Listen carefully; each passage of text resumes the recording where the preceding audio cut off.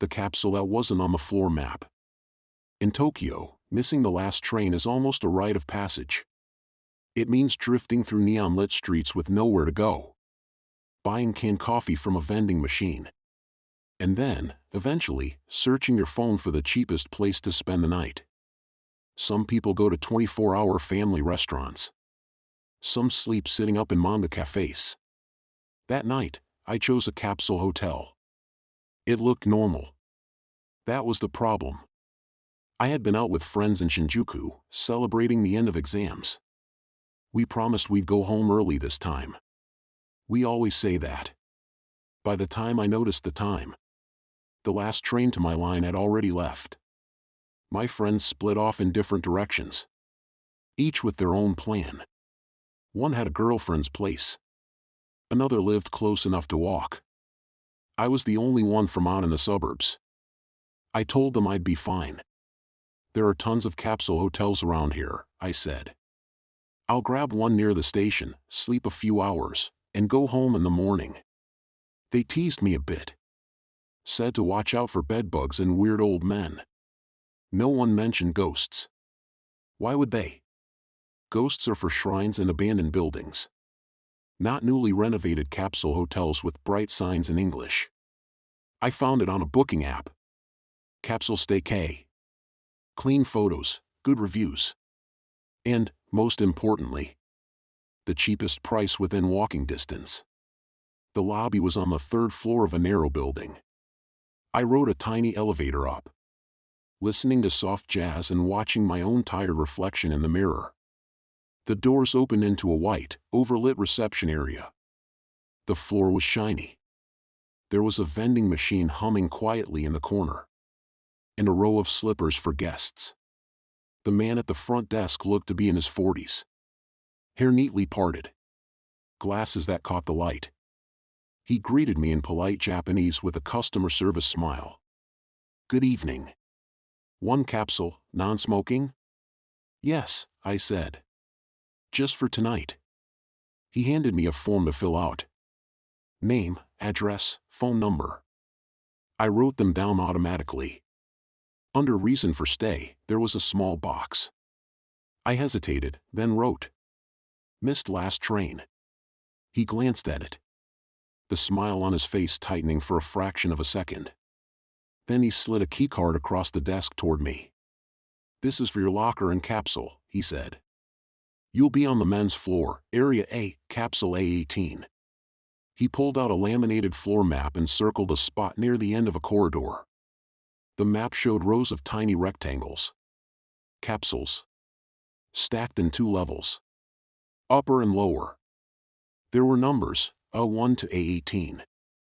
No A19. I looked down at the keycard. Printed on the front, in black letters, was A19. I blinked. Excuse me, I said. The card says A19. He didn't look surprised. Not really. Just mildly annoyed, like a waiter whose pen has stopped working. Ah, sorry, he said quickly. Old printing. We recently reduced the number of capsules on that floor. Your capsule is A18. The card will still open it. Don't worry. He took a pen and wrote 18 in blue ink next to A19 on the card. The marker squeaked slightly on the plastic. Something about it made my skin crawl. So there's no A19? I asked, trying to sound casual. He shook his head. We used to have one more capsule, but it's no longer in use. Please don't enter any capsules except the one assigned to you. He said it with the rehearsed tone of someone giving a safety instruction. Please don't enter any capsules except the one assigned to you. I nodded. I won't. He smiled again, wider this time. The bath and showers are in the back. Please keep quiet after 11 p.m. We ask guests not to use phones or talk loudly in the capsule area. Some people are already sleeping. He slid a pair of slippers toward me and gestured to the locker room door. Everything felt normal. Almost. The men's floor smelled faintly of detergent and something else. A plastic, warm air smell, like the inside of a new electronics store. I changed into the provided loungewear, stuffed my bag into a locker, and followed the signs to Area A. The corridor was narrow, lined on both sides with capsule openings. Each one had a small step up, a sliding door, and a tiny digital display showing the capsule number. A1, A2, A3. The lights were dimmer here. Soft yellow.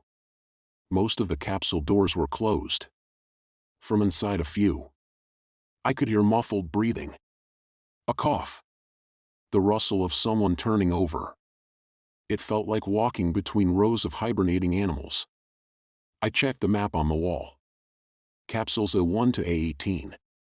Nothing labeled 19. I walked slowly down the corridor, counting as I went. A10. A11. A12. On one side, a door was open. Inside, a man lay on his back. Blanket pulled up to his chest. Eyes closed. The light inside his capsule was off. His face looked strangely flat without shadows. Then he snored. And the spell broke. I moved on. A 15. A 16. A 17. At the very end of the corridor, on the right, was A18. The digital display above it glowed a soft yellow 18. Above it, there was another blank panel the same size, with no number. Maybe they had removed the second-level capsule directly above. I thought. Space optimization or something. I slid the door open and climbed in. Capsule hotels are like sleeping in a giant plastic drawer. The ceiling was low enough that I could touch it with my fingertips. Inside my capsule, there was a thin mattress with a crisp, white sheet, a small pillow, a folded blanket, a control panel with buttons for light, fan, and TV, a tiny built-in TV screen in the corner. I sat with my back against the wall and took a breath. It felt more private than I expected. You can't stand up, but you can sit. Lie down. Be alone in a small, controlled space. The air smelled faintly of air freshener and something chemical. I closed the door. The outside world became a muffled hum. Inside, it was just me and the low whoosh of the ventilation system. I turned on the light. A warm, indirect glow. And then the TV. It flickered to life, showing a hotel channel with instructions in Japanese and English. I flipped through with the small remote. News. Weather. Late-night variety show with laughing celebrities. One channel was just a black screen with white letters. Channel 0, internal view. Curious, I pressed it. The screen changed. It showed a live camera feed of the corridor outside. I recognized it instantly. The row of capsule doors. The emergency exit sign at the end. This is convenient, I thought. You can see if someone's walking around before you go to the bathroom. I scanned the doors. The camera angle was a little wide, warping the ends of the corridor. The capsule doors had numbers visible above them. A10, A11, A12, and so on. Near the far end, the view skewed slightly, but I could still make out the labels. A 15. A 16. A 17. A 18. And then, clear as daylight, a 19. For a moment, my brain tried to reject it. Maybe the angle made the numbers look weird. Maybe I misread. I leaned closer to the screen. There was definitely another capsule door between A18 and the end wall. Its door was half open. Not enough to see inside. Just a black gap. My heart thumped. I looked around my capsule, as if I would suddenly see an extra door I hadn't noticed. But no. It was just plastic walls. I picked up my phone and opened the camera. I snapped a picture of the TV screen. My hand shook slightly. The photo came out a little blurry, but the numbers were clear. A 18. A 19. I zoomed in. The open slit of a 19's door was like a thin, waiting mouth. I told myself it was a maintenance area. A storage space disguised as a capsule. Hotels have weird spaces like that. My mind, annoyingly, added. Then why did the front desk say it used to exist? Like it had been removed? I turned the channel off. The screen went dark. And in the faint reflection, I saw my own face. Behind it, for a fraction of a second. It looked like there was another face. A little higher up. From where the upper capsule would be. If there still was one. I switched the TV off completely. I tried to sleep. I lay down, pulled the blanket over myself, and closed my eyes. The capsule felt smaller with the light off. I could hear everything more clearly. The hum of the air. The subtle expansion and contraction of the walls as the temperature changed. The distant sounds of the building's pipes. From somewhere nearby came the faint, rhythmic creak of someone turning in their sleep. From farther away, a quiet cough. I drifted near the edge of sleep. Thoughts murky. At some point, I started to dream that I was on a train. That feeling of moving while half asleep. Head nodding. A sound pulled me back. A soft, sliding noise. Like a capsule door being opened. Very slowly. I held my breath. Then I heard it again. Not from directly outside mine. From nearby. The faint scrape of plastic on plastic. And then, just under that. Another sound. Breathing. Not loud, not wheezing. Just the slow, steady inhale and exhale. Of someone lying very close to you. Too close. It sounded like it was coming from above my head. I told myself. There is no upper capsule above you. You saw the blank panel. The breathing continued. I turned on my side. Facing the wall. If I could just fall back asleep. It would all fade into dream logic. I squeezed my eyes shut. A gentle tap sounded from the wall by my ear. Once. Twice. 3 times. I opened my eyes. The plastic wall was right there. A few centimeters from my face. I pressed my hand flat against it. From the other side, something tapped back. Same rhythm. Once. Twice. 3 times. My mouth went dry. It could be a neighbor in the next capsule. We were probably sharing a wall. I almost whispered. Sorry. Thinking I had moved too much and disturbed them. But something stopped me. On the 4th set of taps. The rhythm changed. Tap tap. Pause. Tap. Pause. Tap tap tap. It wasn't random. It was. Trying to say something. And the spacing felt wrong. Like it wasn't limited to the length of my capsule. But moving past it. From the side. Then above. Then below. Like fingers tracing an outline on all sides of me.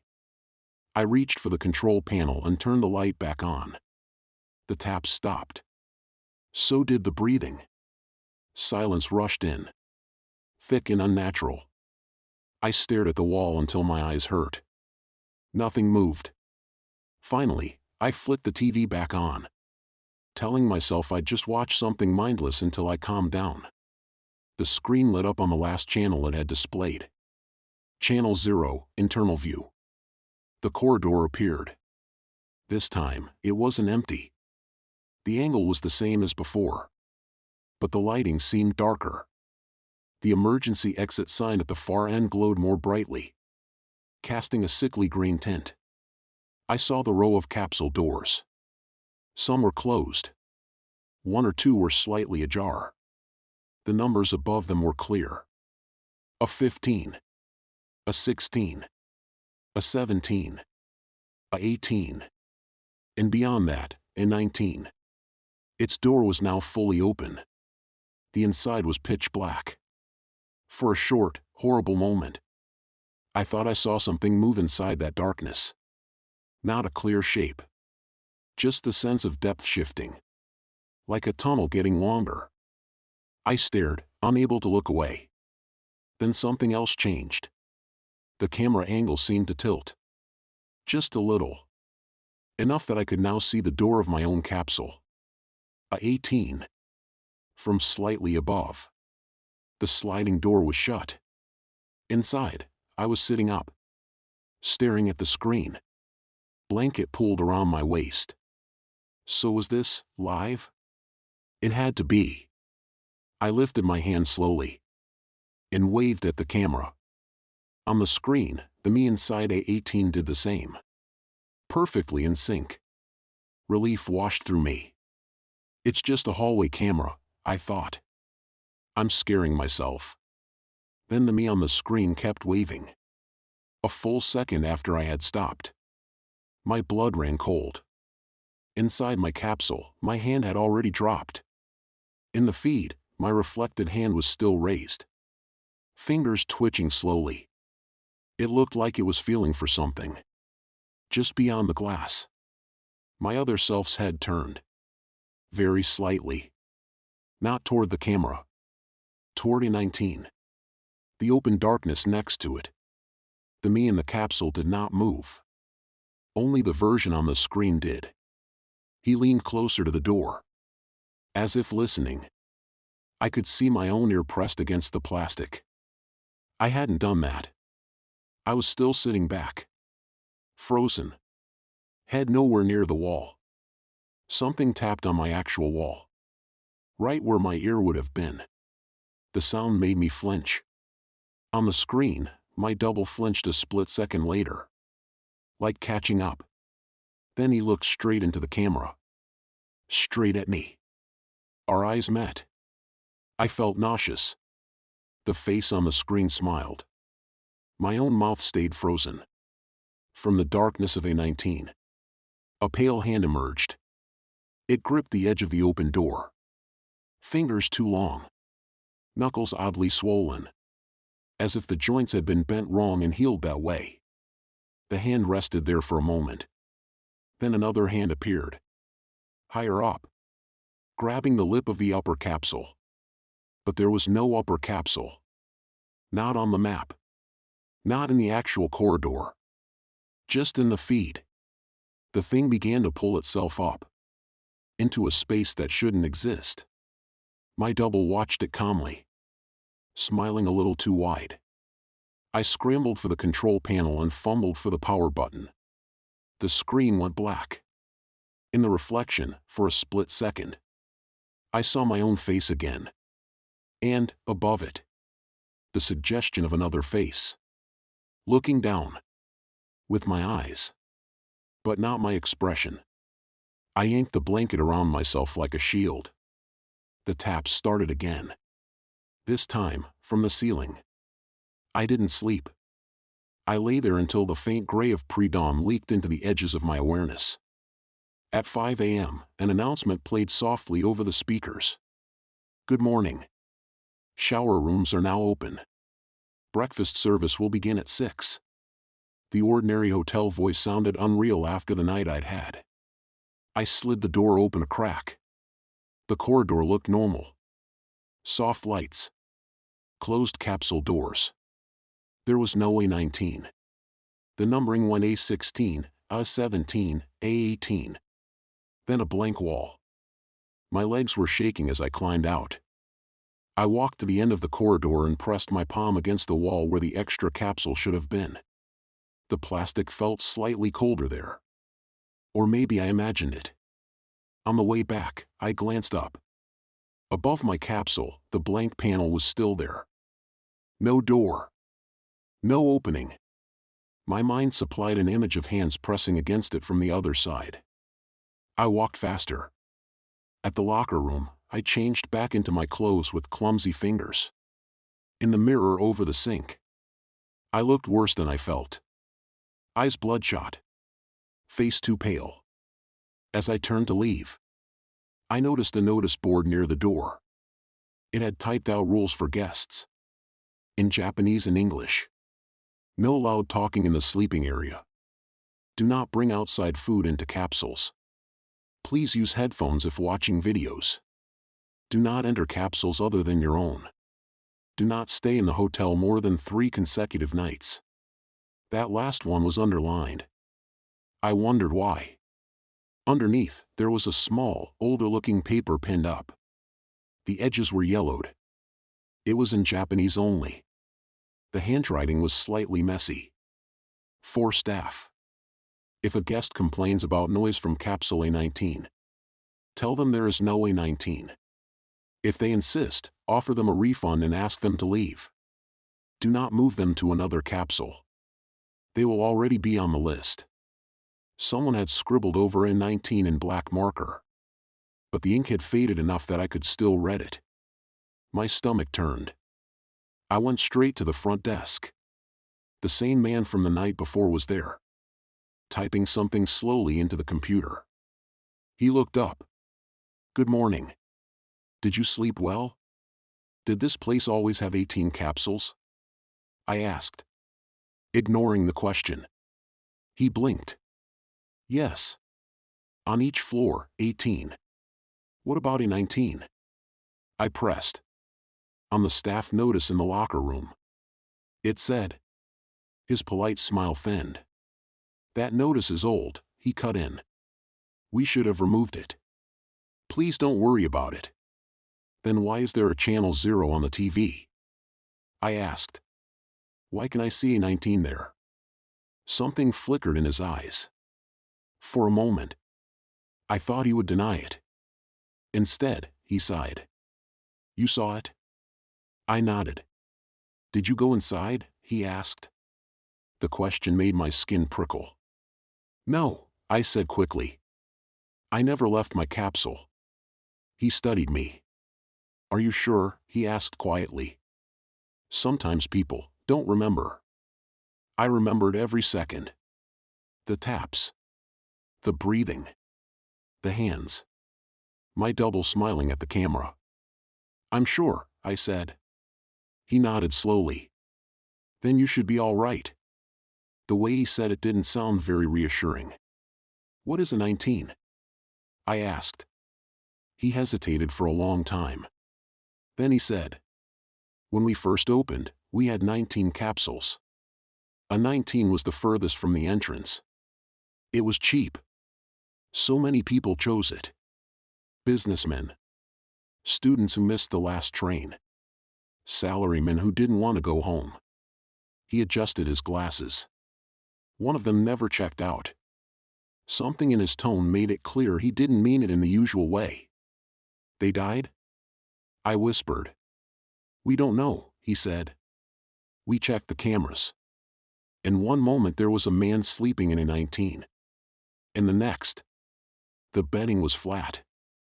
The capsule was empty. But no one had seen him leave. He swallowed. After that, guests started complaining. Noise at night. Breathing. Someone knocking from the wrong side of the wall. Some said the TV showed them lying in A19 when they knew they were in another capsule. He looked at me. We closed A19. Removed the door. Reprogrammed the floor map. Told everyone it didn't exist. Some nights, that is true enough. Some nights. I thought of my keycard. A19 printed in black ink. 18 scrawled over it in blue pen. So why can I still see it on the camera? I asked. Why is there a channel 0? He sighed again. We turned that channel off, he said. But sometimes it comes back. We delete the footage. And it uploads itself. We remove the number.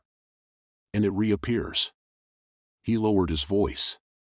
I think the capsule wants to be booked. My skin crawled. Do you remember tapping on the walls? He asked suddenly. I flinched. Why? Sometimes it needs permission, he said.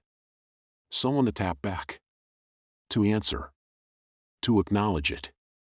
He slid a finger along the counter, as if tracing an invisible list.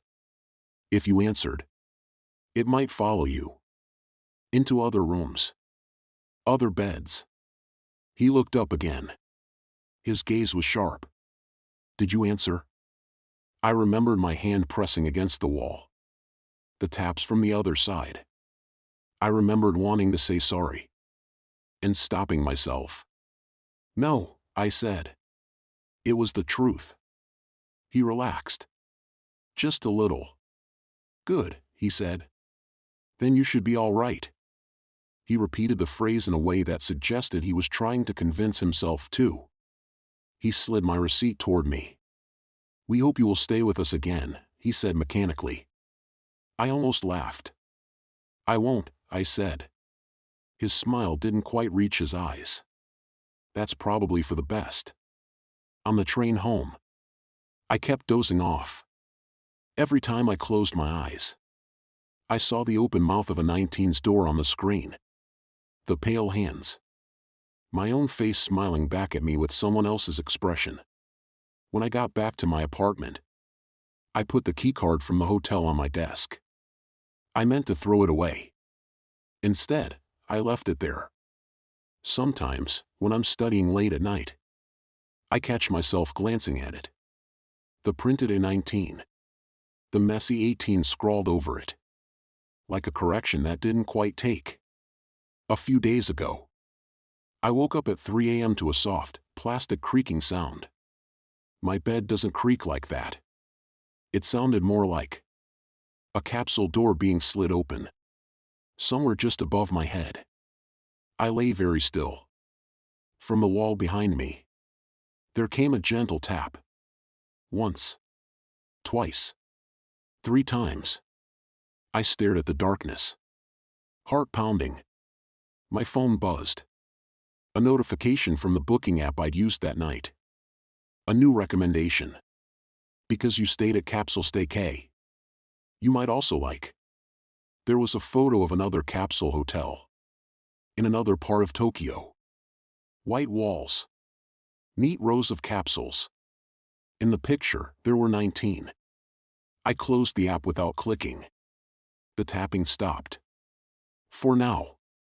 If you're listening to this in a capsule hotel, lying in a small plastic box with your curtain closed, trying to drift off to my voice, I'm not saying you should be afraid. Most capsules are just capsules. Most missing numbers are just superstitions. But if you see a channel on your TV labeled 0, and it shows a live feed of a hallway, and there's one more capsule on the screen than on the map, don't go looking for it. Don't move your bedding. Don't knock on the wall. Don't tap back. Because some rooms in Japan aren't booked through any app. They're booked the moment you decide to answer. And if, while you're lying there, you hear breathing from above where there shouldn't be any capsule at all, keep your eyes closed. Pretend you're already asleep. Pretend you never saw a 19. After all, according to the floor map, it doesn't exist.